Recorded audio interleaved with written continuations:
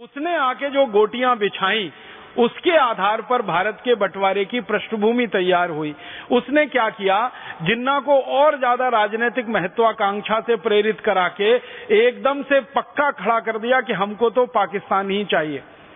तो बातचीत शुरू हुई और उस बातचीत में जो अंदर के दस्तावेज हैं जो मैं आज आपसे कहना चाहता हूं वो ये कि जिन्ना एक बार महात्मा गांधी से मिलने गया। महात्मा गांधी ने जिन्ना को पूछा, भाई तुमको क्या चाहिए? कि पाकिस्तान चाहिए। क्यों चाहिए? मुझे प्रधानमंत्री होने का है, अलग मुसलमानों का देश बनाने का है। तो महात्मा गांधी ने कहा कि भारत के मुसलमान तो चाहते नहीं कि अलग पाकिस्तान बने, वो तो तुम्हारे साथ है नहीं। तो जिन्ना ने कहा कि नहीं, मेरे साथ बहुत मुसलमान हैं। तो गांधी जी ने कहा कि देश में एक जनमत संग्रह करा लो। तो जिन्ना उस बात से पीछे हट गया। फिर गांधी जी ने बड़े प्रेम से समझाते हुए कहा कि तुमको प्रधानमंत्री ही होना है ना, तो भारत के हो जाओ, इसमें क्या बुराई है, लेकिन देश तो एक रहे, देश तो नहीं टूटे। तो जिन्ना तुरंत तैयार हो गया और गांधी जी को लगा कि इसकी यही कमजोरी है कि ये प्रधानमंत्री होना है इसको। अब जिन्ना ने जब ये मान लिया कि मैं प्रधानमंत्री हो जाऊं तो उसने कहा फिर भारत नहीं बंटवारा मुझे करना, फिर भारत को नहीं तोड़ना, माने प्रधानमंत्री पद चाहिए। अब जिन्ना के सामने जो व्यक्ति थे प्रधानमंत्री पद के उम्मीदवार, वो थे पंडित जवाहरलाल नेहरू। और उन्होंने एक ऐसी कड़वी बात कह दी जिसमें सारे देश की दिशा बदल गई। मैंने आपसे कहा था, बहुत ध्यान से इस बात को सुनिएगा, कि थोड़े से किसी क्षण विशेष पर हम एक मामूली सी भूल करते हैं और वो देश के लिए पूरा इतिहास बदल देती है। जब नेहरू जी के सामने ये बात आई कि जिन्ना प्रधानमंत्री बनने के लिए बात कर रहा है और वो देश का बंटवारा नहीं चाहता, तो गांधी जी ने संदेशा भिजवा दिया कि ठीक है, जिन्ना को प्रधानमंत्री स्वीकार कर लेने में कोई गलती नहीं है, अगर देश टूटने से बचता है तो इसको प्रधानमंत्री स्वीकार करने में कोई दिक्कत नहीं है। नेहरू जी ने एक बहुत कड़वा वाक्य कहा। परम पूजनीय स्वामी जी हम लोगों को बार बार ये कहते रहते हैं और मैं इस बात को विशेष रूप से ध्यान से सुनता हूं कि भाषा का प्रमाद नहीं होना चाहिए, बोली में प्रमाद नहीं होना चाहिए, और वो प्रमाद नेहरू जी की बोली में आ गया। नेहरू जी ने पब्लिक एक स्टेटमेंट कर दिया, पूरे देश की जनता के सामने उनका बयान आ गया कि मैं मोहम्मद अली जिन्ना को अपने कैबिनेट के मंत्रिमंडल के चपरासी के रूप में भी नहीं देख सकता।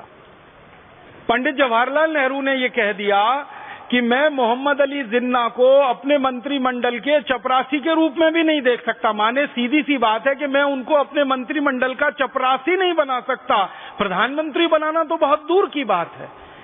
और ये बात जिन्ना के दिल में तीर की तरह से चुभ गई और जिन्ना ने फिर कहा कि अब तो मैं पाकिस्तान बना के ही रहूंगा, चाहे जो हो जाए। और यही अंग्रेज चाहते थे। अंग्रेजों ने फिर उस मौके को लपक लिया और जिन्ना को थोड़ी और हवा दी और थोड़ा भड़का दिया और फिर उसने मारकाट शुरू करा दी। एक डायरेक्ट एक्शन प्लान शुरू हुआ था बंगाल में और जिन्ना के मुस्लिम लीग पार्टी के जो सदस्य हुआ करते थे उन्होंने तलवारें निकालकर हिंदुओं का कत्लेआम शुरू कर दिया था बंगाल में। और इस बयान के बाद सारी स्थिति और परिस्थिति बदल गई।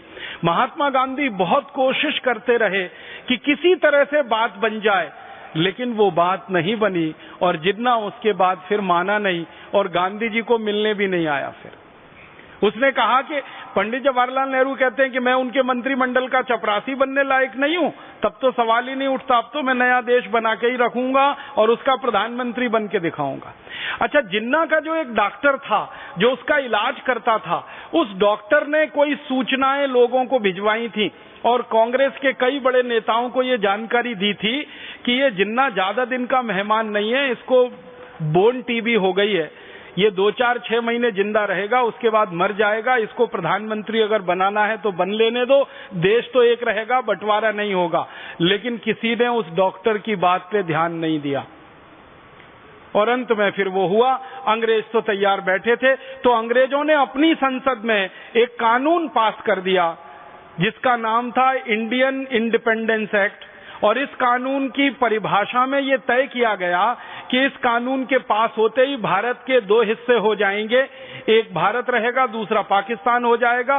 पाकिस्तान कहां कहां हो जाएगा उसकी सीमा तय कर दी अंग्रेजों ने, और भारत कहां कहां रहेगा उसकी सीमा तय कर दी अंग्रेजों ने, और इस तरह से ये बंटवारा हो गया। और आपको इतिहास की एक सच्चाई बताना चाहता हूं जो दर्द देती है दिल में, वो ये कि पाकिस्तान मिलने के थोड़े महीने के बाद ही जिन्ना मर गया, सच में मर गया, और वो टीबी से मर गया, उसको बोर्न टीबी थी। तो बार बार उसके डॉक्टर की बात याद आती है कि उसका डॉक्टर ये कहा करता था कि ये 5-6 महीने का मेहमान है, इसको बन लेने दो प्रधानमंत्री, बाकी तो फिर पूरा देश हमारा ही है। लेकिन किसी ने उस डॉक्टर की बात को गंभीरता से नहीं लिया। अगर ले लिया होता तो भारत की ये ऐतिहासिक गलती हमसे नहीं हुई होती, और पाकिस्तान नाम का देश अलग नहीं हुआ होता, और ये भारत एक अखंड देश रहता। अब उसके बाद क्या हुआ कि जिन्ना तो मर गया, और मरने के बाद फिर पाकिस्तान का जो हाल हुआ वो आपकी आंखों के सामने है। उसमें मैं विस्तार में नहीं जाना चाहता, क्योंकि पाकिस्तान के आंतरिक मामले में मैं दखल नहीं देना चाहता। लेकिन जितना मामला भारत से जुड़ा हुआ है वो ये है।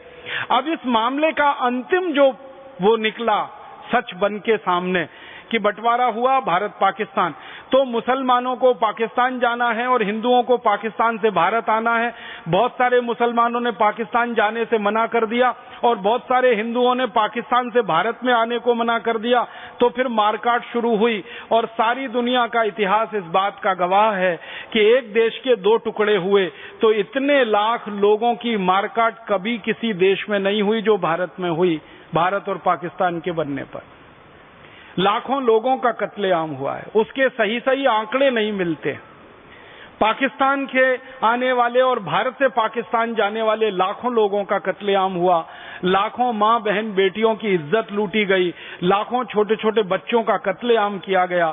उस जमाने के दस्तावेज को पढ़ते हैं तो आंखों में आंसू आते हैं। भर भर के गाड़ियों में, ट्रेनों में, बसों में, बैलगाड़ी में, घोड़ा गाड़ी में, खच्चर में लोग ढेर के ढेर इधर से उधर, उधर से इधर जाते थे। किसी को अपना घर छोड़ना पड़े, संपत्ति छोड़नी पड़े, अपनी सभ्यता, अपनी संस्कृति छोड़नी पड़े, और उजड़कर दूसरी जगह जाकर रहना पड़े, इसका दर्द वही बता सकता है जिसका उजाड़ हुआ है घर। और भारत में ऐसे लाखों परिवार हैं, शायद मैं कहूं तो अब कुछ करोड़ परिवार ऐसे होंगे जो उजड़कर पाकिस्तान से भारत में आए, और सब कुछ उन्होंने वहां छोड़ा था, कुछ नहीं ला पाए, और यहां लाकर शून्य से उन्होंने अपना जीवन शुरू किया, और आज भगवान की कृपा से वो शिखर तक भी पहुंचे।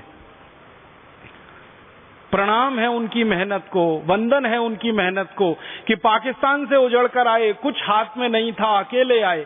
किसी की पत्नी छूट गई वहां पर, किसी का पिता छूट गया, किसी की बेटी छूट गई, किसी की बहन छूट गई, किसी की मां छूट गई, किसी का कुछ छूटा, किसी का कुछ छूटा, और किसी तरह से मारते पीटते भागते भूगते यहां आकर उन्होंने कहीं कहीं आशियाने बनाए, और आशियाने बनाकर भारत देश को और अपनी इस मातृभूमि को उन्होंने मान लिया कि अब यही हमारी मातृभूमि है, यही कर्म भूमि है, और उसकी सेवा में लग गए। और भगवान ने भी उनको उनकी मेहनत का फल दिया कि आज वो काफी अच्छे व्यवस्थित हैं। लेकिन ये बंटवारे का दर्द उनके दिल में जो टीस मारता रहता है, ये शायद कब जाएगा मालूम नहीं है। ये हमारी एक बहुत बड़ी ऐतिहासिक भूल थी। कुर्सी के एक पद के लिए, प्रधानमंत्री पद के लिए ऐसा सत्ता का समझौता नहीं हो सका जो सबको समावेश कर सके, और उसी में ये सारा खेल खेल लिया, और अंग्रेजों ने आग में घी डाल दिया। उनका तो पहले से मन था कि पाकिस्तान को बनवाना ही है, और ये हमारे देश में एक बड़ा उन्होंने विष का बीज बो दिया। अब ये विष का बीज ऐसा हमारे लिए मुश्किल बन गया है, गले की फांस बन गया है, ना निगलते बनता है ना उगलते बनता है।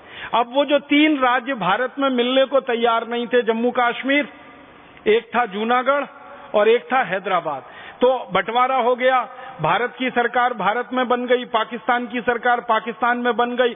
तब सरदार पटेल ने कोशिश की कि ये जो 3 राज्य हैं, इन तीनों राज्यों को भारत में मिलाने के लिए प्रयास किया जाए। तो जूनागढ़ राज्य को उन्होंने मिला लिया, बाद में हैदराबाद भी भारत में मिल गया, क्योंकि सरदार पटेल ने दोनों राजाओं को ये कहा था कि तुम पाकिस्तान जाना चाहते हो तो चले जाओ, तुम्हारा राज्य पाकिस्तान नहीं जाएगा, क्योंकि तुम्हारी जनता की इसके लिए अनुमति नहीं है। हैदराबाद रियासत में सरदार वल्लभ भाई पटेल ने एक आंतरिक सर्वेक्षण कराया था क्योंकि वो भारत के गृह मंत्री बन चुके थे। उन्होंने एक आंतरिक सर्वेक्षण ये कराया था कि हैदराबाद रियासत में रहने वाले लोगों से पूछो वो क्या चाहते हैं। तो पता चला 97% लोगों ने ये कहा कि हम तो भारत में ही रहना चाहते हैं, हमारा पाकिस्तान से